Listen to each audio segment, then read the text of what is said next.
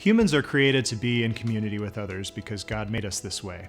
From the time we're born until the time we die, we're formed by those around us and also contribute to the formation of others. This begins in our early life and our relationships with our family members. I was fortunate to grow up in a very healthy, caring home, and I was surrounded by love and stability. And those relationships with my family have definitely had lasting effects in my life and have formed me into the person that I am today. And now I hope that I'm passing that same foundation of love and stability on to my kids. Good relationships have ripple effects, but so do bad ones. And I know it's not everybody's story that they had a positive childhood experience. And at some point, we all encounter brokenness in relationships in our lives. We hurt others, whether by acting against what's good for them or by dismissing their worth.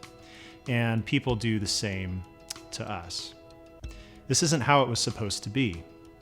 Part of being made in God's image is that we are supposed to reflect God's perfect relationship within the Trinity.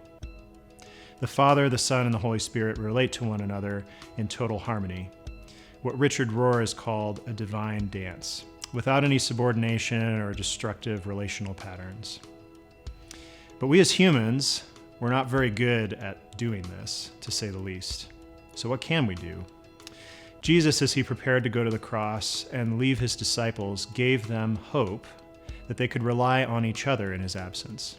In John 13:34 and 35, he says, "I give you a new commandment, that you love one another, just as I have loved you. You should also love one another. By this, everyone will know that you are my disciples, if you have love for one another." We as the church, we hold and display the love of Jesus to the world. We can relate with one another in a different way as we follow Jesus together. And as we're formed by the Trinity, we can begin to relate like the Trinity in a divine dance with one another. We can truly care for one another, lift one another up, and invite people into this divine dance with us.